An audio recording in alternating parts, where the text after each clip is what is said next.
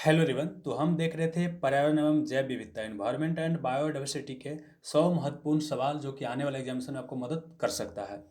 तो पहला लेसन आ चुका है जिसमें हम देखे थे क्वेश्चन नंबर 1 से लेकर क्वेश्चन नंबर 25 तक।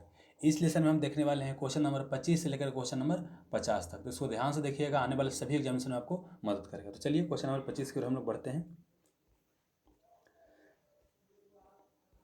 चलिए, तो पहला यहाँ 25 नंबर क्वेश्चन है, निम्नलिखित में से कौन भारत का आर्द्र भूमि मॉन्ट्रियस रिकॉर्ड में शामिल नहीं है।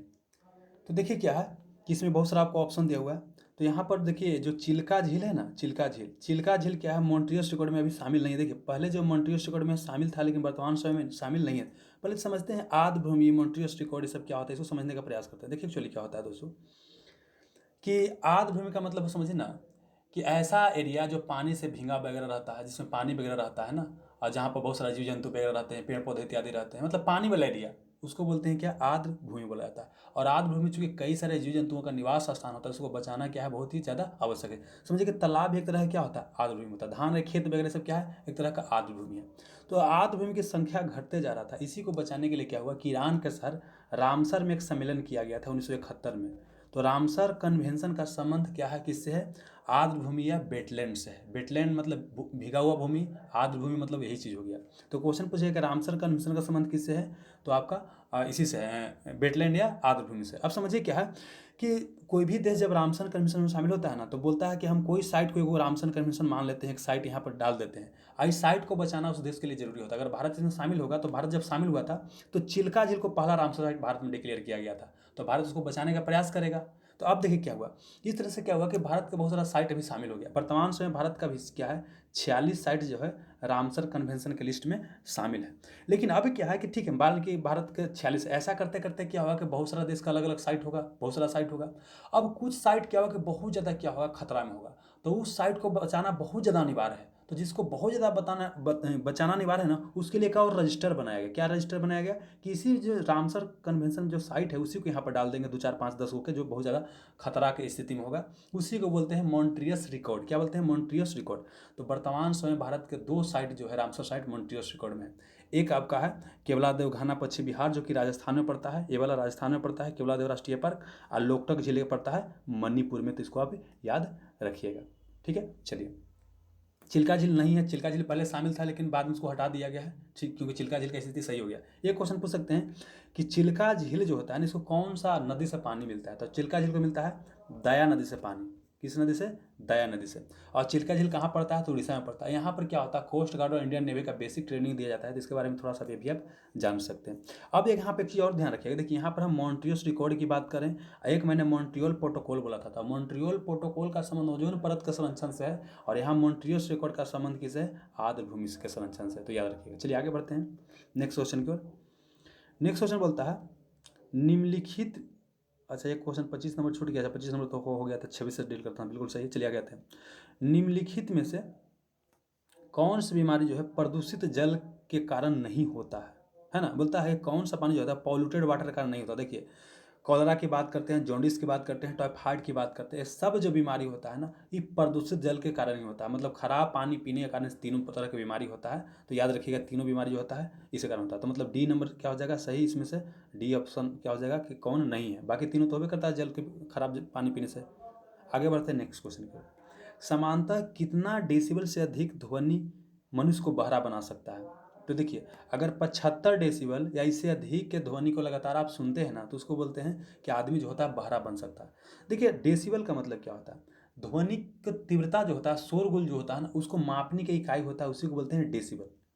बात समझ में आ गया। तो देखिए आप लोग जो गाना वगैरह सुनते हैं, तो मान लें कि ईयरफोन से गाना सुन रहे हैं, उसको साउंड बढ़ाता जाइएगा बढ़ाता जाइएगा, तो समझिए कि डेसिबल बढ़ता जा रहा है। ध्वनि का जो इंटेंसिटी, शोरगुल बढ़ता जा रहा है, इंटेंसिटी बढ़ता जा रहा है, उसी को बोलते हैं कि डेसिबल क्या हो रहा है, बढ़ते जा रहा है। तो अगर बहुत ज़्यादा बढ़ जाएगा साउंड आपका, तो समझिए कान फाड़ देगा, मतलब कान आपका खराब हो जाएगा, सुनने की शक्ति जा सकता है। तो इसी को बोलते हैं, कोई आदमी लगातार 75 डेसिबल से अधिक अगर सुनते रहता है ना, तो आदमी की सुनने की शक्ति खत्म हो सकता है, वो बहरा बन सकता है। तो याद रखिएगा ऑप्शन नंबर डी। अब चलते हैं नेक्स्ट क्वेश्चन की ओर। नेक्स्ट क्वेश्चन बोलता है, निम्नलिखित में से कौन सा कथन गलत है। यहाँ कौन सा कथन गलत बोलता है, ठीक है।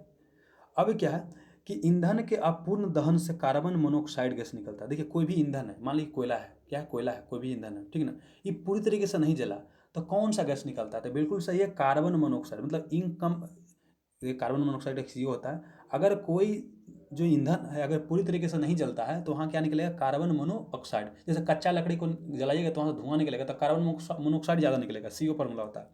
अब अगर ईंधन पूरा जल रहा है ना, पूरा जल गया, तो वहाँ पर कार्बन डाइऑक्साइड निकलेगा। क्या निकलेगा? कार्बन डाइऑक्साइड निकलेगा। बात समझ में आ गया? चलिए, तो यहाँ गलत छांटना है तो गलत समझने का प्रयास करते हैं। देखिए, ईंधन के अपूर्ण दहन से कार्बन मोनोऑक्साइड गैस निकलता है, सही है। सिगरेट के जलने से कार्बन मोनोऑक्साइड गैस निकला नहीं दोस्तों। देखिए, सिगरेट के जलता है ना, हाँ, तो सिगरेट जले तो निकल सकता है, क्योंकि सिगरेट जब जलता है तो उसमें क्या होता है कि पूरी तरीके से थोड़ी ना सिगरेट जलता है, तो यहाँ भी कार्बन मोनोऑक्साइड निकल सकता है। देखिए, कार्बन डाइऑक्साइड भी निकल सकता है और कार्बन मोनोऑक्साइड भी निकल सकता है, तो कार्बन मोनोऑक्साइड तो निकल ही जाएगा, ऑप्शन नंबर बी भी सही हो जाएगा। कार्बन मोनोऑक्साइड गैस खून में ऑक्सीजन की मात्रा कम करता है, बिल्कुल सही। देखिए क्या होता है, आपको इसको एग्जाम्पल समझाता हूँ। अभी ठंडा के दिन आ रहा है, तो ठंडा के दिन में क्या होता है कि देखिए घर में क्या होता है, बोरसी लेके लोग तापता है, ठीक है ना। तो बोला जाता है कि बोरसी रात को जो है रूम में जला ताप करके नहीं, मतलब जला करके अंगीठी जला करके रूम में नहीं सोना चाहिए। होता क्या है कि देखिए, ये पूरी तरीके से जलता नहीं, अंदर आपको बहुत सारा उसमें क्या होता है, धान उनका अंदर भूसी वगैरह डाला रहता है, तो होता क्या है ना कि पूरी तरह से जलता नहीं है, और उससे क्या होता है, कार्बन मोनोऑक्साइड निकलता रहता है। अब मान लीजिए आप दरवाजा वगैरह बंद कर दिया, कार्बन मोनोऑक्साइड रूम में भर जाएगा, तभी क्या होगा कि सांस के जरिए, देखिए ऑक्सीजन हमको चाहिए सांस लेने के लिए, मतलब अंदर क्या होता है कि हमारे शरीर के अंदर जो होता है ग्लाइकोजन होता है, ग्लाइकोजन भोजन स्टोर रहता है, तो ग्लाइकोजन होता है या जो ग्लूकोज वगैरह बनता है उसको तोड़ता है कौन? आपका ऑक्सीजन तोड़ता है। अब क्या है कि ऑक्सीजन सब पहुंच नहीं रहा है, तो कौन पहुंच रहा है? कार्बन मोनोऑक्साइड पहुंच रहा है। तो कार्बन मोनोऑक्साइड क्या करता है कि जो आपका शरीर के अंदर क्या होता है, एक समझिए कि एक केमिकल बना लेता है, रासायनिक यौगिक बना लेता है, और जो क्या करता है कि भोजन को तोड़ने नहीं देता। इस कारण से क्या होता है कि मनुष्य के शरीर के अंदर क्या होता है, ऑक्सीजन की कमी हो जाता है और मनुष्य जो होता है मर सकता है। तो यहाँ सही है बिल्कुल, कार्बन मोनोऑक्साइड खून में ऑक्सीजन की मात्रा कम करता है, बिल्कुल सही है। चलिए, अब आते हैं सिगरेट लाइटर में मीथेन गैस होता है, यही गलती दी हो। देखिए, सिगरेट जो लाइटर होता है ना, इसमें क्या होता है, ब्यूटेन पाया जाता है। क्या पाया जाता है? ब्यूटेन पाया जाता है। और यह क्वेश्चन बिहार से CGL में पूछा गया था कि सिगरेट लाइटर में क्या होता है? ब्यूटेन होता है। आगे बढ़ते हैं। निम्नलिखित में से किसे वायु प्रदूषक नहीं माना जाता? देखिए, सल्फर डाइऑक्साइड की बात करते हैं, नाइट्रोजन डाइऑक्साइड की बात करते हैं, ओजोन की बात करते हैं, ये सब क्या बनाता है कि यह वायु प्रदूषक है। मतलब क्या है कि एयर के क्वालिटी को खराब करता है। लेकिन कार्बन डाइऑक्साइड को एयर पोल्यूटर, मतलब वायु प्रदूषक या एयर पोल्यूटेंट नहीं माना जाता। बोले कि क्या बात करें। हाँ, देखिए, जितना भी सम्मेलन किया गया ना एयर प्रदूषण समझना, तो इसको वायु क्या माना गया है? कार्बन डाइऑक्साइड को प्रदूषक नहीं माना गया। ठीक है, तो बोलिए कार्बन डाइऑक्साइड को लेकर चिंता क्या है? चिंता देखिए क्या है, कार्बन डाइऑक्साइड क्या करता है? ग्लोबल वार्मिंग बढ़ाता है। इसका कार्बन डाइऑक्साइड का काम क्या आता है? सूर्य की रोशनी को अवशोषित करना और पृथ्वी के टेम्परेचर को क्या करना? बढ़ाना। तो देखिए क्या है, हम कुछ देर पहले क्या बताएंगे, देखिए पिछले लेसन में मैंने बताया था कि नाइट्रोजन कितना पाया जाता है? 78% पाया जाता है। और ऑक्सीजन पाया जाता है कितना? पाया जाता है वायुमंडल में 21% के आसपास। और कार्बन डाइऑक्साइड पाया जाता है 0.03%। देखिए, इतना पाया जाता था। इसका काम क्या है कि सूर्य, यहाँ पर मान पृथ्वी है, यहाँ पर सूर्य है, तो सूर्य से जो रोशनी आएगा उसको अवशोषित करेगा। अवशोषित करने के बाद क्या होगा? पृथ्वी का टेम्परेचर बढ़ाएगा। तो पृथ्वी का टेम्परेचर रहना भी चाहिए। अगर पृथ्वी का मान लीजिए कार्बन डाइऑक्साइड पृथ्वी पर नहीं रहेगा ना, तो इसका देखिए टेम्परेचर निगेटिव में चला जाएगा, -18 डिग्री सेल्सियस। और ये क्वेश्चन पूछा गया UPPCS प्री एग्जामिनेशन में कि अगर पृथ्वी पर कार्बन डाइऑक्साइड नहीं रहेगा तो पृथ्वी का टेम्परेचर कितना हो जाएगा? तो -18 डिग्री सेल्सियस। तो इतना कम टेम्परेचर आदमी रहेगा जी, एकदम ठंडा से मरिए जाएगा। चलिए, ले तो कार्बन डाइऑक्साइड क्या करता है कि सन की रोशनी को अवशोषित करता है और पृथ्वी के टेम्परेचर को बढ़ाता है। तो देखिए, इतना के रेंज में रहेगा तो कोई दिक्कत वाली बात नहीं है। लेकिन अब क्या है कि हम गाड़ी वगैरह इतना चला रहे हैं, है ना, धुआं वगैरह निकलता है, इतना सारा ईंधन जला रहे हैं, तो कार्बन डाइऑक्साइड क्या हो रहा है? बढ़ता जा रहा है। तो मान लीजिए कि बढ़ते हुए, तो समझिए कि एग्जाम्पल के लिए हम समझ लेते हैं कि 0.03 था, अब कितना हो गया कि 10% क्या हो गया? कार्बन हो गया। तो ज़्यादा ना सूर्य की रोशनी को ऑब्जर्व करेगा। अब जब ज़्यादा ऑब्जर्व करेगा तो ज़्यादा ग्लोबल वार्मिंग करेगा। और जब विश्व का टेम्परेचर ज़्यादा बढ़ेगा तो क्या होगा? जब विश्व का टेम्परेचर ज़्यादा बढ़ेगा तो जो बर्फ वगैरह है, बर्फ वगैरह ज़्यादा पिघलेगा। जब बर्फ वगैरह ज़्यादा पिघलेगा तो क्या होगा? समुद्र में पानी का लेवल बढ़ जाएगा। जब समुद्र का पानी का लेवल बढ़ जाएगा तो क्या हो जाएगा? अगल बगल का शहर क्या हो जाएगा? डूब जाएगा, बाढ़ वगैरह आ जाएगा। इसीलिए इसको खराब माना जाता है। समझ में आ रहा है? चलिए, तो क्या मैंने बोला दोस्तों, फिर से एक बार समझा देता हूँ। कि वायु प्रदूषक जो होता है कार्बन डाइऑक्साइड को नहीं माना जाता है। और कार्बन डाइऑक्साइड 0.03% पाया जाता है पृथ्वी के एटमॉस्फेयर में। कार्बन डाइऑक्साइड क्या है? ग्लोबल वार्मिंग के लिए जिम्मेवार मुख्य रूप से गैस है। ग्लोबल वार्मिंग का मतलब क्या होता है? इसको वैश्विक तापन, ये भी क्वेश्चन पूछेगा। वैश्विक तापन का मतलब क्या होता है? पृथ्वी का टेम्परेचर बढ़ना, या जो विश्व होता है उसका टेम्परेचर बढ़ना को हम ग्लोबल वार्मिंग बोलते हैं। अगर पृथ्वी पर कार्बन डाइऑक्साइड नहीं रहता तो पृथ्वी का टेम्परेचर -18 डिग्री सेल्सियस रहता। अभी वर्तमान समय 15 डिग्री सेल्सियस एवरेज टेम्परेचर है पृथ्वी का, तो आप याद रख सकते हैं। अब आगे बढ़ते हैं। ट्यूब इफेक्ट्स क्या होता है? देखिए, एक आप लाइकेन के बारे में कुछ देर पहले मैंने बताया है कि लाइकेन क्या होता है, कवक और शैवाल इसमें पाया जाता है, सहजीवी संबंध या म्यूचुअलिज्म का रिलेशन पाया जाता है इसमें। तो देखिए यह जो लाइकेन क्या बताता है, वायु प्रदूषण, एयर पॉल्यूशन का संकेतक होता है। अगर कोई एरिया में बिल्कुल आपको लाइकेन नहीं दिखाई दे रहा है, इसका मतलब समझिए कि वहाँ पर प्रदूषण ज़्यादा है, वायु प्रदूषण ज़्यादा है। अगर कोई एरिया में आपको लाइकेन दिखाई दे रहा है, इसका मतलब क्या है कि वायु प्रदूषण कम है। उसी तरह टीवी फिक्स क्या बताता है, जल प्रदूषण का बताता है। क्या बताता है, जल प्रदूषण को। अगर टीवी फिक्स क्या है, थोड़ा बहुत पाया जा रहा है, इसका मतलब क्या है कि जल मिला जुला ठीक ठाक होगा। अगर बिल्कुल टीवी फिक्स नहीं है, इसका मतलब क्या है कि आपको पानी बहुत ज़्यादा क्या है, प्रदूषित है। टीवी फिक्स भी आप समझिए क्या है कि एक तरह क्या है कि जीव होता है ना। तो ये समझिएगा टीवी फिक्स क्या होता है, वाटर पोल्यूशन का इंडिकेटर होता है, और जबकि लाइकेन क्या होता है, एयर पोल्यूशन का इंडिकेटर होता है। तो लाइकेन वाला कई बार क्वेश्चन पूछा गया है, तो याद रखिएगा। अब अगला आता है कि ब्लैक फुट डिजीज जो होता है किसके कारण होता है। ब्लैक फुट डिजीज की बात करते हैं किसके कारण होता है। देखिए तो जो ये ब्लैक फुट डिजीज जो होता है ना, ये होता है आपका आर्सेनिक कारण। तो ऑप्शन नंबर सी क्या हो जाएगा, सही, आर्सेनिक कारण होता है। अब देखिए बहुत सारा धातु के कारण कई सारा बीमारी तो समझने का प्रयास करते हैं। पहले हम नाइट्रेट की बात करते हैं। तो नाइट्रेट के कारण क्या होता है, ब्लू बेबी सिंड्रोम होता है। क्या होता है, ब्लू बेबी सिंड्रोम होता है। कैडमियम के कारण क्या होता है, इटाई इटाई रोग होता है। क्या होता है, इटाई इटाई। मरकरी के कारण क्या होता है, मिनी माता रोग। क्या होता है, मिनी माता रोग। ये क्वेश्चन भी पूछा गया, मिनी माता रोग होता है। और उसके बाद बोलते हैं फ्लोराइड के कारण। देखिए दांत और हड्डी जब देखते हैं ना कि क्षरण होने लगता है, धीरे धीरे मतलब खियाने लगता है, तो वो क्या होता है, नाइट्रेट के कमी, फ्लोराइड के कारण होता है। फिर समझाता हूँ। देखिए 3-4 को पूछता है तो याद रखिएगा। मरकरी के कारण क्या होता है, मिनी माता रोग होता है। कैडमियम के कारण इटाई इटाई रोग होता है। और नाइट्रेट के कारण ब्लू बेबी सिंड्रोम होता है। फ्लोराइड के कारण दांत एवं हड्डी का क्षरण होता है। और आर्सेनिक के कारण क्या होता है, ब्लैक फुट डिजीज होता है। तो इसको याद रखिएगा। आगे बढ़ते हैं। हाँ, पर्यावरण में 4R का मतलब क्या होता है। देखिए यह क्वेश्चन जो है बिहार पुलिस में पूछा गया है और अलग अलग एग्जाम्स में पूछा गया। तो बिहार पुलिस वाला हमको ध्यान अभी आ रहा है कि पूछा गया था पिछले बार। देखिए 4R का मतलब क्या होता है। जैसे क्या है कि हम लोग जानते हैं क्या कि पर्यावरण में क्या हो रहा है कि प्रदूषण बढ़ता जा रहा है। और खास करके जो होता है ना कि प्लास्टिक वगैरह ये सब क्या हो रहा है, बढ़ते जा रहा है। अब प्लास्टिक क्या होता है, बहुत ही खतरनाक चीज़ होता है। तो हमको क्या करना है कि प्लास्टिक वगैरह बढ़ावा नहीं देना है, प्लास्टिक को कम यूज करना है। तो इसके लिए क्या करना है, देखिए कि प्लास्टिक कम कैसे होगा। तो प्लास्टिक कम ऐसे होगा कि सबसे पहले क्या है कि जो आपके पास जो सामान है ना प्लास्टिक, मान लीजिए पहले से पुराना है, उसी को दोबारा बार बार यूज करना है। मतलब क्या करना है, रीयूज करना है, उसी को बार बार यूज करना है। अगर जाते हैं मार्केट में सब्जी लेने तो आप प्लास्टिक घर ही से लेकर के जाइए, या थैला लेकर के जाइए दूसरी चीज़ का। हो सकता है कि आप क्या बोलता है, बोड़ा वगैरह का थैला लेकर के जाइए या सूती का थैला लेकर जाइए। लेकिन अगर प्लास्टिक का लेकर जाते हैं तो वही प्लास्टिक लेकर जाइए जो आपके पास पहले से उपलब्ध है। अगर नया प्लास्टिक का थैला मिलता है तो बोलिए कि हम नहीं लेंगे, रिफ्यूज कर जाइए कि हम नहीं लेंगे। और जब आप नहीं लीजिएगा तो अपने आप धीरे धीरे क्या हो जाएगा कि प्लास्टिक जो की संख्या जो है पॉलीथीन क्या हो जाएगा, कमना शुरू हो जाएगा। मतलब लेबे नहीं कीजिएगा तो मार्केट वाला देबे नहीं करेगा, और देबे नहीं करेगा तो धीरे धीरे कम जाएगा। और जब कम गया तो ये तो हो गया पहले तो रीयूज करना है, रिफ्यूज कर जाना है, नहीं लेना है, और फिर रिड्यूस करना है। और अगर मान ली कि प्लास्टिक बिल्कुल खराब हो गया तो उसको क्या करना है कि कहीं एक जगह चुन लेना है, और चुनने के बाद रिसाइकिल करने के बाद क्या है, कोई दोबारा चीज़ से बना लेना है। तो यही क्या होता है, 4R इसका मतलब होता है। 4R इसका मतलब होता है कि मतलब होता है ना क्लास, क्लासेस का प्लूरल क्या होता है, क्लासेज। तो यहाँ आर है 4 गो, तो 4R को दिखाने के लिए यहाँ पे एस लगा दिए, समझ में आ रहा है। तो यहाँ 4R का मतलब है रिफ्यूज कर जाइए, रीयूज कीजिए, रिसाइकिल कीजिए, रिड्यूस कीजिए। तो ऑप्शन नंबर डी क्या हो जाएगा, सही। अब आगे बढ़ते हैं। हाँ, ई वेस्ट के उत्पादन में भारत का कौन सा राज्य प्रथम स्थान पर है। पर समझते ई वेस्ट क्या होता है, ई जहाँ भी ई लगेगा इसका मतलब होता है इलेक्ट्रॉनिक। जैसे आप बोलते हैं ई कॉमर्स, ई कॉमर्स का मतलब क्या होता है, कॉमर्स में क्या करना है, इलेक्ट्रॉनिक चीज़ का यूज करना है। ई गवर्नेंस, गवर्नेंस में क्या करना है, इलेक्ट्रॉनिक चीज़ का यूज करना है। तो यहाँ क्या ई वेस्ट, ई वेस्ट मतलब क्या होता है, इलेक्ट्रॉनिक वेस्ट की बात करते हैं। मतलब आप टीवी वगैरह यूज करते हैं, मोबाइल वगैरह यूज करते हैं, जो बच जाता है ना उसको बाद में बिक देते हैं। मान लीजिए आपने मोबाइल यूज किया, अब खराब हो गया, उसको बिक दिया, तो उसी को बोलते हैं इलेक्ट्रॉनिक वेस्ट। कंप्यूटर वगैरह ये सब क्या होता है, इलेक्ट्रॉनिक वेस्ट में आता है। तो समझना क्या है कि इलेक्ट्रॉनिक वेस्ट के उत्पादन में भारत का कौन सा राज्य प्रथम है। तो यह महाराष्ट्र क्या है, प्रथम स्थान पर आता है। अब शहर में पूछेगा कौन सा शहर का पहला स्थान है, तो बम्बई है क्या है, पहला स्थान है। ये बात समझ में आ गया, तो याद रखिएगा। देखिए महाराष्ट्र अगर भारत में मान लेते हैं कि 100 टन अगर मान लेते हैं, इससे बहुत उत्पादन होता है, लेकिन हम समझने के लिए मानते हैं कि अगर 100 टन उत्पादन कर रहा है ई वेस्ट का कौन, आपका महाराष्ट्र, इंडिया कर रहा है, तो उसमें समझिए कि 20% के आसपास जो दोस्त है कौन करता है, महाराष्ट्र अकेले करता है। तो सबसे ज़्यादा यही उत्पादन करता है, ठीक है। चलिए अब ई वेस्ट होता है क्या ना कि मान लें कि आप कंप्यूटर या एसेसरीज जो भी होते हैं, मोबाइल तो बिक देते हैं, उससे क्या होता है कि रेडिएशन होता है, अलग अलग क्या होता है, सब्सटेंस निकलता है जो हार्म करता है मनुष्य को। तो याद रखिएगा।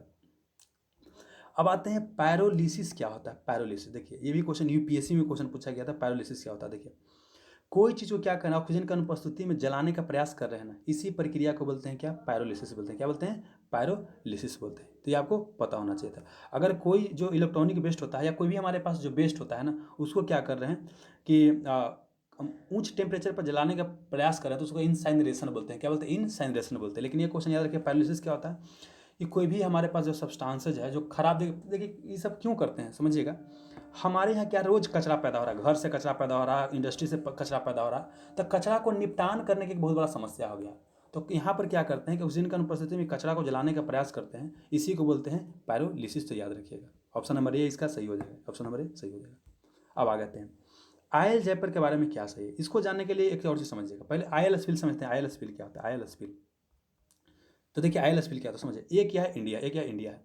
तो हमको पता है कि हमारे पास क्या होता है, पेट्रोलियम पदार्थ वगैरह नहीं है ज़्यादा, तो हम क्या करते हैं कहीं दूसरे देश से मंगाते हैं पेट्रोलियम पदार्थ। तो जब आता है तो समझिए क्या है कि पानी के जहाज़ से आता है, पानी के जहाज़ से आता है। मान लीजिए क्या है कि पानी के जहाज़ से पेट्रोलियम पदार्थ आ रहा है, तेल वगैरह आ रहा है। अब क्या है कि जो जहाज़ आ रहा है, जहाज़ में क्या किसी तरह से लीकेज हो गया, क्या हो गया, लीकेज हो गया, जिसमें रखा गया है पेट्रोलियम वगैरह।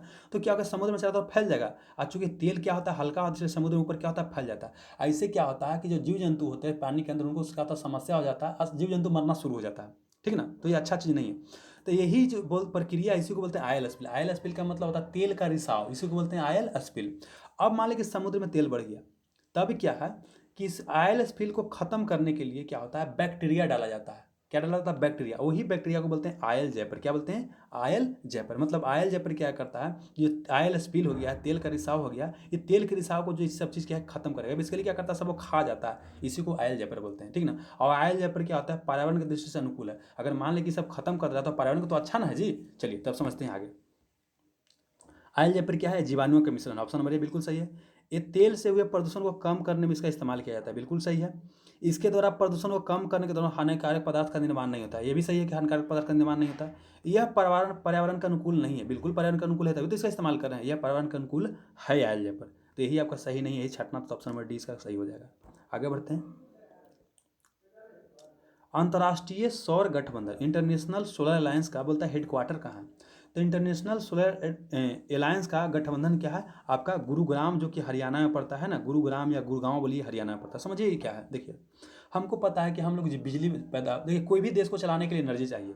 आपको गाड़ी चलना है तो वहाँ एनर्जी चाहिए, है ना। रेल चलाना एनर्जी चाहिए, गाड़ी चलाना एनर्जी चाहिए, है ना। आपको घर में रह रहे हैं तो यहाँ एनर्जी चाहिए, मोबाइल यूज़ करना एनर्जी चाहिए। तो एनर्जी के लिए क्या करते हैं हम लोग, कोयला वगैरह जलाते हैं, वहाँ से एनर्जी वगैरह आता है, हमारे घर में जो विद्युत आता है। लेकिन क्या इससे कोयला जब जलाते हैं तब प्रदूषण ज़्यादा होता है। अब प्रदूषण के कारण क्या हो रहा है, फिर ग्लोबल वार्मिंग वगैरह से समस्या पैदा हो जा रहा है। तब क्या करें कि हम लोग ऐसे सोर्स पर हमको रेफर करना है जो क्या है कि लंबे समय तक चलते रहे, पर्यावरण को हानि नहीं पहुंचाए। तो हम लोग कहाँ जाएंगे, हम लोग ऐसे एरिया में जाएंगे जहाँ पर पर्यावरण को हानि ना पहुंचे। मतलब रिन्यूअल्स, देखिए एक होता है नवीकरणीय ऊर्जा सोर्स, नवीकरणीय, नवीकरणीय एक होता है अनवीकरणीय। और नवी, जैसे कोयला हम लोग जला रहे हैं तो कोयला तो आने वाला समय में खत्म हो जाएगा। लेकिन नवीकरणीय सोलर एनर्जी की बात करते हैं, ये आने वाला समय में खत्म होगा कभी? मतलब समय, मतलब मान के चलते हैं कि सूर्य हमेशा रहेगा। तो जो ऐसा एनर्जी सोर्स जो क्या होगा कि जिसको हम दोबारा यूज कर सकते हैं, उसी को बोलते हैं नवीकरणीय, रिन्यूएबल एनर्जी सोर्स। ठीक समझ में आ गया। और नॉन रिन्यूएबल एनर्जी या अनवीकरणीय ऊर्जा सोर्स ऐसा ऊर्जा सोर्स होता है जिसको हम क्या कर सकते हैं, दोबारा इस्तेमाल नहीं कर सकते। जैसे कोयला की बात करते हैं, कोयला तो आने वाला 50-60 साल में मान लीजिए खत्म हो जाएगा, या 100 साल में खत्म हो जाएगा। बात समझ आ गया। अब तो क्या करना है कि हमको नवीकरणीय ऊर्जा पर फोकस करना है। और इसमें क्या हो सकता है कि जो सूरज का एनर्जी है सबसे बड़ा सोर्स होता है। तो हम क्या कर रहे हैं कि सौर गठबंधन बनाए हैं। बेसिकली क्या है कि विश्व के जितना भी देश है हमको बोल रहे हैं कि आप सोलर एनर्जी क्या कीजिए, यूज ज़्यादा कीजिए। आज जितना आप सोलर एनर्जी पैदा कीजिएगा ना, उतना ही आपके लिए क्या हो, देश के लिए बेहतर हो जाएगा। तो इसीलिए एक बनाया गया सौर गठबंधन। ये इंडिया और फ्रांस द्वारा बनाया गया था 2015 में। कब बनाया गया था? 2015। देखिए 2015 में क्या हुआ कि पेरिस में सम्मेलन किया गया। पेरिस में क्या हुआ, सम्मेलन किया गया, है ना। जलवायु परिवर्तन पर सम्मेलन होता है, भी क्वेश्चन पूछेगा। पेरिस एग्रीमेंट या पेरिस समझौता का संबंध किससे है? जलवायु परिवर्तन या क्लाइमेट चेंज से संबंधित है। तो वहीं पे यह निर्णय लिया गया कि हम क्या बनाएंगे, अंतर्राष्ट्रीय सौर गठबंधन बनाएंगे, है ना। तो मान के चलिए कि आज के डेट में 120 से ज़्यादा देश जो है ना इसमें शामिल हो गया है। लगभग सभी देश जो है यूनाइटेड नेशन का लगभग शामिल हो गया है, और कुछ बचा हुआ है ऐसा, क्योंकि देखिए इंटरनेशनल सोलर अलायंस की बात करते हैं तो इसमें 120 के आसपास देश है। और यूनाइटेड नेशन की बात करते हैं तो उसमें कितना है, 193 देश है। तो कुछ देश अभी बच गया, लगभग सब शामिल हो गया, याद रखिएगा। भारत द्वारा यह मतलब लीड किया जा रहा है इसको। आगे बढ़ते हैं। निम्नलिखित में से गलत कथन को पहचानना है। तो देखिए क्या आता है, बायोमास नवीकरणीय ऊर्जा का सोर्स है। देखिए नवीकरणीय ऊर्जा का सोर्स ऐसा है जो कभी खत्म नहीं होगा, बार बार उसको यूज कर सकते हैं। तो देखिए क्या, हम बोले कोयला नवीकरणीय ऊर्जा सोर्स नहीं है, लेकिन हम बात करते हैं बायोमास। घर में गोबर वगैरह की बात करते हैं। अरे जानवर तो हमेशा पालते रहेंगे ना, जानवर हमेशा पालते रहेंगे तो क्या होगा, हमेशा समझिएगा गोबर वगैरह करते रहेगा, तो गोबर को तो हमेशा इस्तेमाल कर सकते हैं ना। तो बायोमास को नवीकरणीय ऊर्जा में रखा जाता है, तो यह जरूर आप याद रखिएगा। चलिए, जर्मनी वायु ऊर्जा के उत्पादन में प्रथम स्थान पर, ये भी सही है। जर्मनी जो है, जो पवन चक्की जो बोलते हैं ना, कि मतलब जो हवा होता है, हवा से ऊर्जा पैदा करना, उसमें पहला स्थान पर, बिल्कुल सही है। भारत और चीन जो है लघु पनबिजली के उत्पादन में महत्वपूर्ण देश है। देखिए क्या है, जो होता है ना कि नदी वगैरह से, पानी से भी हम लोग बिजली पैदा करते हैं, डैम बना करके, बांध बना करके ना, तो वहाँ से क्या होता है, उसमें भी भारत और चीन पर मतलब अच्छा पोजीशन पर, अच्छा स्थान पर, सही है। भारत में प्रथम भूतापीय विद्युत संयंत्र तमिलनाडु में, ये गलत है। देखिए, भारत में प्रथम जियो थर्मल पावर प्लांट कहाँ खोला गया, ये आपका खोला गया लद्दाख में। खोले जाने की प्रक्रिया चल रहा है, अभी खोला नहीं गया है, तो कहाँ हो जाएगा आंसर, लद्दाख। तो आप समझिए ऑप्शन नंबर डी आपका क्या है, गलत है। आगे बढ़ते हैं।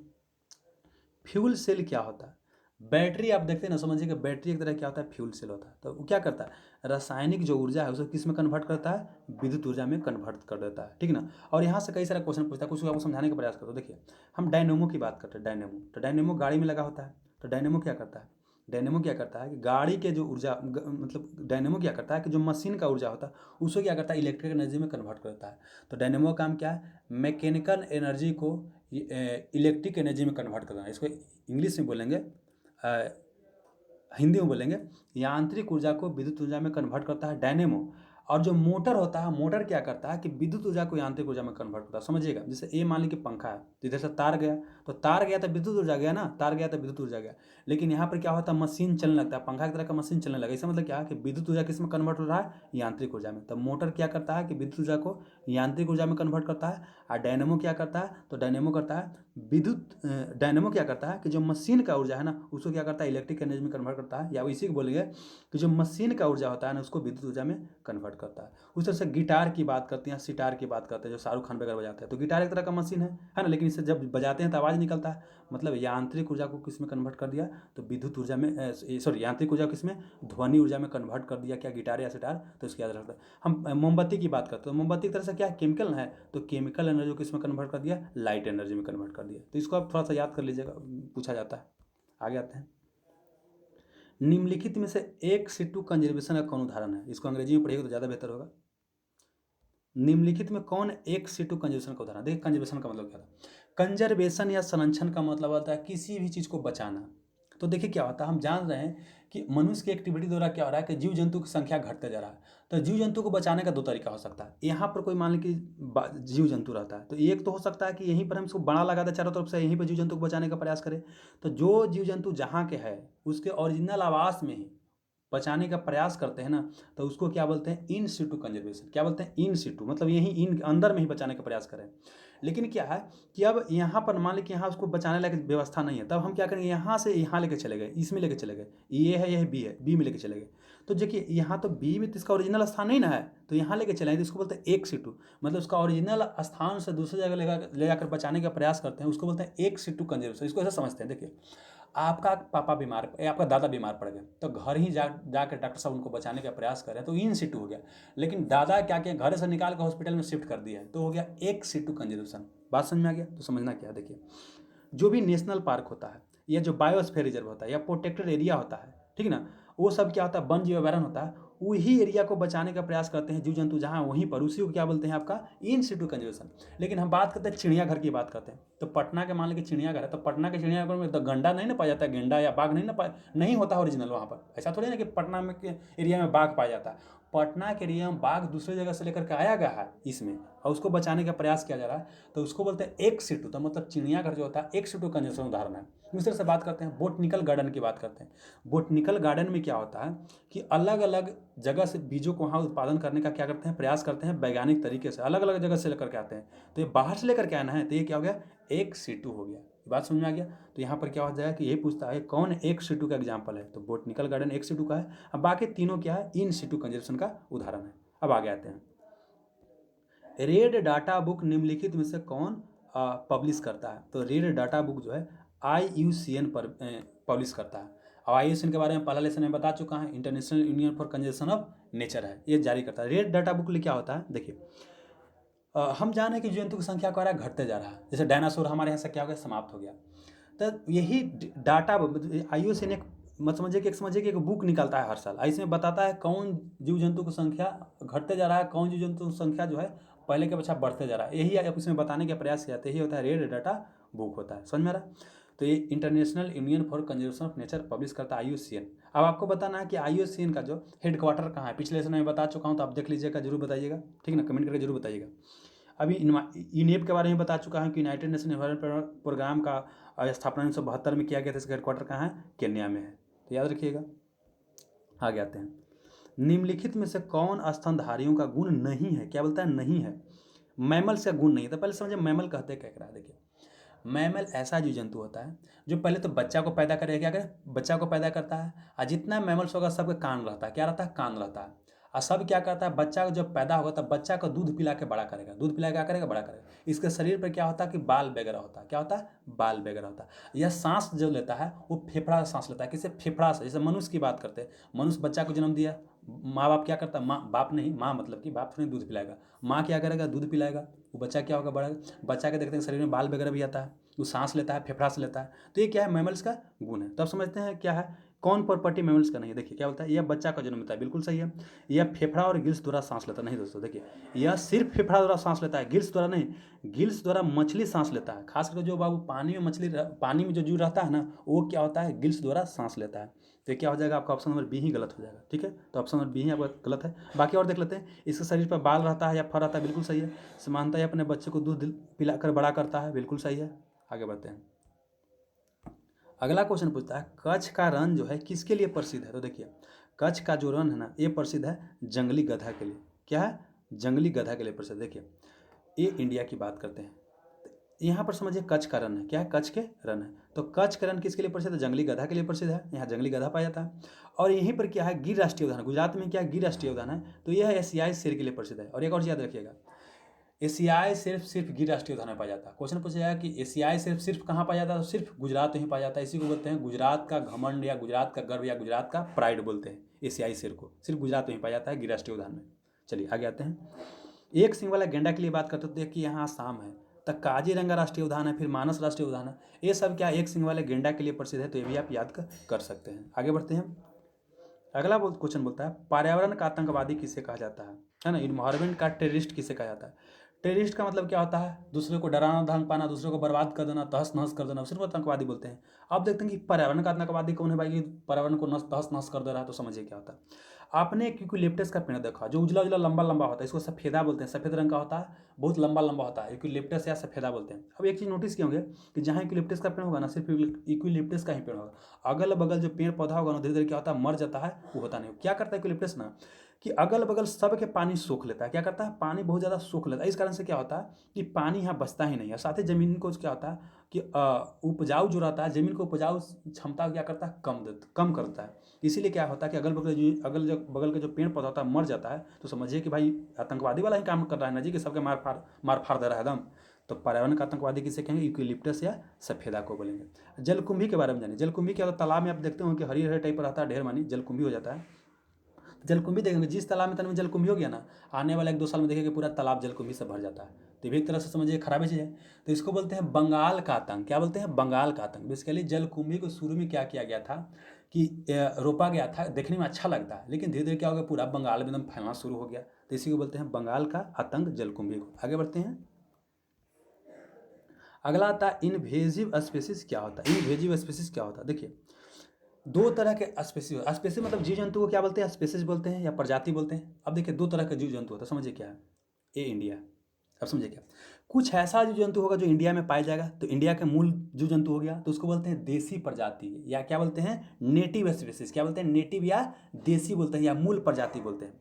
अब कोई जीव जंतु मान लें कि यहाँ बाहर से आ गया, क्या गया, बाहर से आ गया, उसको बोलते हैं इनवेजिव। आक्रामक इसको बोलते हैं, आक्रामक या विदेशी प्रजाति बोलते हैं। तो होता क्या ना कि विदेशी प्रजाति जब यहाँ पर आता है ना, तो कई बार ऐसा होता है कि देशी प्रजाति को ही खत्म करता है। देशी प्रजाति क्या करता है, खत्म करता है। और धीरे धीरे क्या होता है कि विदेशी जो प्रजाति है, उसी की जनसंख्या एक पे क्या होता है, बढ़ना शुरू हो जाता है, उसी का जनसंख्या क्या होता है, बढ़ना शुरू हो जाता है। इसी को बोलते हैं इनवेजिव स्पीसीज। इनवेजिव स्पीसीज ऐसा स्पीसीज होता है जो बाहर से आता है, वो वहाँ का मूल नहीं होता, वो कहाँ से होता है, बाहर से आता है। समझ में आ रहा है, चलिए तो यहाँ आप समझते हैं। बोलता है कि इन्वेसिव स्पीसीज क्या होता है, तो विदेश से आए एक प्रकार के जीव जंतु क्या होता है, प्रजाति होता है, इसी को बोलते हैं इन्वेजिव स्पीसीज बोलते हैं। तो इसको आप याद रखिएगा।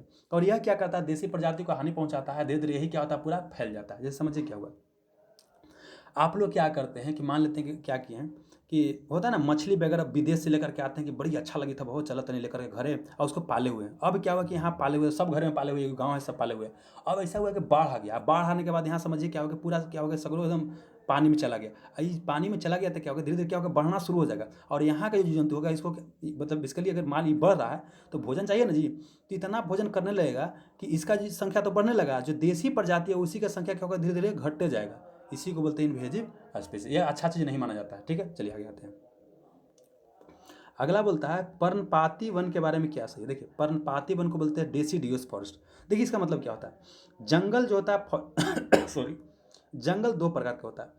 एक को बोलते हैं एवरग्रीन। एवरग्रीन ये हमेशा हरा भरा दिखाई देगा, एकदम हमेशा एकदम मार्केट में बनने रहेगा, है ना। जैसे ना कोई आदमी हमेशा खुश रहता है, एक होता है कभी खुश है कभी दुख है। तो देखिए एवरग्रीन क्या है, हमेशा ही क्या रहेगा, हरा भरा रहेगा। तो ये होता है ऐसा हरा भरा क्या भाई, तो देखिए क्या होता है, यहाँ पर मान लीजिए बहुत सारा पेड़ पौधा है, बहुत सारा क्या पेड़ पौधा है। तो देखिए क्या होगा, ये पत्ती गिराया ना तो उस समय पत्ती नहीं गिरेले रहेगा। मतलब क्या है कि सब पूरा जंगल के पेड़ एक साथ पत्ती नहीं गिराता है, और जब दूर से देखिएगा तो लगेगा हरे दिखाई दे रहा है भाई। तो इसी को बोलते हैं एवरग्रीन, समझे, या इसी को बोलते हैं सदाबहार वन बोलते हैं, सदाबहार वन बोलते हैं। एक होता है डेसिडियस, वो क्या करता है किसी एक महीना में सारा क्या करता है कि अपना पत्ती गिरा देता है। आप दूर से देखिएगा एकदम झखाड़ लगे, बोले कुछ है ही नहीं हो, एकदम सूखा सखा रहेगा। तो इसको बोलते हैं डेसिडियस फॉरेस्ट या पर्णपाती, मतलब सारा पत्ता एक साल क्या करता है, गिरा देता है। देखिए जैसे आप देखते हैं गर्मी के समय आता है, जैसे देखते हैं कि पूरा आम के पत्ती सब गिर जाता है, महुआ के पत्ती पूरा गिर जाता है। तो वो क्या हो गया, डेसिडियस से आपका क्या हो गया, पर्णपाती वन हो गया। सदाबहार का मतलब क्या कि सब एक महीना में अपना पत्ती नहीं गिराएगा, धीरे धीरे कर गिराता है, वो सदाबहार हो गया, है ना, एवरग्रीन। और जो क्या करेगा एक पे पूरा सब गिरा देगा, उसको बोलते हैं डेसिडियस या पर्णपाती। तो बोलता है कि पर्णपाती वन के बारे में क्या सही है, ये हमेशा हरा भरा होता है। बिल्कुल गलत भाई, इसको बोलते हैं क्या, सदाबहार वन। साल भर में किसी महीना में एक बार सभी पत्ती एक साथ गिर जाते हैं, बिल्कुल सही, इसी को तो बोलते हैं पर्णपाती वन। तो यही याद रखिएगा। अब आते हैं कि पौधों में खनिज का परिवहन कौन करता है। समझिए क्या, ये पौधा, ये क्या है पौधा, ये क्या है पौधा, ये क्या है पौधा का, समझिए कि पत्ती है। तो देखिए क्या है, पौधा में क्या होता है ना कि पौधा अपना भोजन बनता है प्रकाश संश्लेषण की क्रिया द्वारा। तो जब प्रकाश संश्लेषण की जब क्रिया होता है ना तो उसमें जल की आवश्यकता होता है। देखिए तो जिसमें पौधा में क्या होता है, दो तरह के नल होता है, जैसे पाइप होता है, जैसे पाइप के जरिए पानी वगैरह आपके यहाँ आता है, तो समझिए कि पौधे में भी कई सारा पाइप होता है छोटा छोटा। तो ये डक्ट हो गया, नली हो गया। तो एक नली को बोलते हैं जाइलम, एक नली को क्या बोलते हैं, जाइलम बोलते हैं। तो जाइलम क्या करता है कि जमीन के नीचे से लेकर के क्या जाता है, पौधा लेकर के, जमीन के नीचे से जल लेकर के जाता है, मतलब पानी लेकर के जाता है। और साथ ही क्या होता है, खनिज संस्था, खनिज भी लेकर के जाता है। क्या लेकर के जाता है, खनिज भी। मतलब जाइलम का दो काम, एक तो जमीन के नीचे से जल लेकर के जाना, और साथ ही क्या आपका खनिज लेकर के जाना। अब फ्लोएम में काम क्या होगा कि जब भोजन बन जाएगा प्रकाश संश्लेषण के द्वारा ना, तो वो क्या करके चारों तरफ क्या करेगा, बांटेगा। तो फ्लो में काम क्या है कि आपका भोजन बढ़ना। तो याद रखिएगा, ज से जल, ज से जाइलम। तो जल का परिवहन कौन करता है, जाइलम। अब भोजन का परिवहन कौन करता है, फल का परिवहन कौन करता है, फ्लोएम। यहाँ क्वेश्चन पूछता है खनिज का परिवहन कौन करता है, तो खनिज का परिवहन जाइलम ही करता है। तो ऑप्शन नंबर बी सही हो जाएगा। आगे आते हैं, मृदा अपरदन निम्नलिखित में से किसके कारण होता है। मृदा अपरदन का मतलब होता है सॉइल इरोजन। देखिए क्या है, मिट्टी जो है ना, मिट्टी क्या होता है जब कट के इधर उधर जाने लगता है ना, उसी को बोलते हैं मृदा अपरदन। जैसे क्या होता है कि मान लीजिए यहाँ पौधा लगा हुआ, यहाँ पर पौधा लगा हुआ, यहाँ पर पौधा, तो पौधा क्या करता है कि मिट्टी को पकड़ कर, पौधा का जो जड़ होता है मिट्टी को पकड़ कर रखता है। तो पानी उनी पड़ता है ना तो मिट्टी बहता नहीं है। अब मिट्टी बह जाएगा तो बोले कि मृदा अपरदन हो रहा है। जैसे देखिए क्या, रोड नया नया बनता है ना, तो रोड के किनारे क्या होता है कि आपका देखिए क्या क्या रोड की मिट्टी क्या होता है, खंगल रहता है जो नहीं नहीं, तो उसी को बोलते हैं मृदा अपरदन वाला। लेकिन बाद में क्या होता है कि यहाँ घास लगा दिया जाता है, या साल डेढ़ साल के बाद घास जम जाता है, तो बाद में देखिए कि रोड का मिट्टी जो होता है इधर उधर खंगरता नहीं है, इसको बोलते हैं कि मृदा अपरदन नहीं हो रहा है। तो मतलब पेड़ पौधा क्या करता है कि मिट्टी को रोक करके रखता है, मृदा अपरदन होने से रोकता है। तब समझने का प्रयास करते हैं, मृदा अपरदन निम्नलिखित में से किसके कारण होगा। वन की कटाई करेंगे दोस्तों, तो समझिए कि वन को हम काटते जा रहे हैं, तो समझिए कि जो जड़ पकड़ के रख लेता है मिट्टी को, तो खत्म ही ना हो जाएगा। तो मतलब क्या कि मृदा अपरदन होगा आपका वन की कटाई करने से। ठीक है, सड़क किनारे ब्रिज लगाने से। भाई सड़क किनारे ब्रिज लगाएं तो बढ़िया चीज़ नहीं, जिससे मृदा अपरदन थोड़ी ना होगी, तो और तो मृदा रुकेगा ना। चलिए तो ये गलत हो जाएगा। भैंस की संख्या क्या हो जाएगा, घटने से। भैंस की संख्या क्या घटने से। अच्छा, भैंस की संख्या मान लीजिए जानवर की संख्या ज़्यादा है तो ज़्यादा जमीन ज़्यादा घास को चरेगा, जब ज़्यादा घास को चरेगा तो घास खत्म हो जाएगा, तो मृदा अपरदन क्या हो जाएगा, ज़्यादा। अब भैंस कम गया तो मृदा अपरदन कम ना होगा जी। तो यहाँ बोलता है कि निम्नलिखित में से मृदा अपरदन किसके कारण होगा, तो यहाँ वन की कटाई करने से क्या होगा, मृदा अपरदन होगा। ऑप्शन नंबर ए सही हो जाएगा। आगे बढ़ते हैं, सीक्रेट ग्रुप से आप क्या समझते हैं। देखिए समझिए सीक्रेट ग्रुप क्या होता है। जैसे आप ग्रामीण क्षेत्र में आजकल भी देखते हो या अलग अलग जगह देखते होंगे कि महिलाएं क्या करती है कि पेड़ को क्या करती है, पूजा करती है। जैसे घर में देखते हैं तुलसी जगह पूजा होता है, महिला लोग क्या करती है, बर या पीपल या शायद बर का पूजा किया जाता है, इसके चारों तरफ धागा लपेटा जाता है, ठीक ना। तो पेड़ पौधों को क्या करते हैं, पवित्र मान के पूजा जाता है, उसी को बोलते हैं सीक्रेट ग्रुप। तो खास करके आदिवासी लोग जो होते हैं, जो जंगल के एरिया में रहते हैं, वो पेड़ पौधों को बहुत पवित्र मानते हैं और पेड़ पौधों को पवित्र मानकर पूजा करते हैं, उसी को बोलते हैं सीक्रेट ग्रुप। ये क्वेश्चन यूपीएससी में भी पूछा गया है। तो क्या होगा कि एक प्रकार का जंगल है या वनस्पति है जिसे पवित्र मानकर पूजा किया जाता है, उसी को क्या बोलते हैं, सीक्रेट ग्रुप बोलते हैं। तो याद रखिएगा, आगे बढ़ते हैं। अगला आता है मैब का पूरा नाम क्या है। तो मैब का पूरा नाम होता है man and biosphere region, man and biosphere. इसका मतलब क्या था, समझने का प्रयास कर। देखिए, जैसे हम जानते हैं क्या कि मनुष्य है, क्या है, मनुष्य है। अब मनुष्य क्या है, मनुष्य है साथ में क्या है, प्राकृतिक है। तो प्रकृति को क्या कर रहे हैं हम लोग, बर्बाद कर रहे हैं, अपना जो एक्टिविटी कर रहे हैं, अलग अलग जो विकास की प्रक्रिया अपना रहे हैं, तो प्रकृति को हम बहुत ज़्यादा नुकसान पहुंचा दे रहे हैं। तो यहाँ पर क्या है कि यूनेस्को एक संस्था है, इन्होंने एक प्रोग्राम चलाया, MAB, man and biosphere programme चलाया, ठीक है ना। ये 1971 से चलाया जा रहा है। इसमें क्या है, यह बताया जा रहा है कि मैन का पर्यावरण के साथ या जो बायोस्फीयर है, जैव मंडल के साथ कैसा संबंध होना चाहिए। मतलब कि मैन भी रहना चाहिए साथ में, और साथ में आपको जीव जंतु मतलब बायोस्फीयर भी रहना चाहिए। मतलब मैन और बायोस्फीयर रिजर्व दोनों साथ साथ रहना चाहिए, उसको बचाने का प्रयास किया जाता है, इसी को बोलते हैं मैन। इंडिया में अगर देखा जाए तो टोटल क्या है, इंडिया में 18 बायोस्फीयर रिजर्व है इंडिया में, लेकिन यूनेस्को के मैप में जो बात करते हैं तो 11 शामिल है। कितना शामिल है, 11। साथ ही एक आध ध्यान रखिएगा कि अभी हाल फिलहाल में क्या है कि मध्य प्रदेश में पन्ना जो नेशनल पार्क है ना, उसको क्या किया गया कि मैप में शामिल किया गया। तो क्वेश्चन पूछ सकता है, ठीक है। तो उम्मीद करता हूँ इससे आपको जरूर फायदा मिलेगा। मिलते हैं फिर नेक्स्ट क्वेश्चन में। Have a nice day, thank you.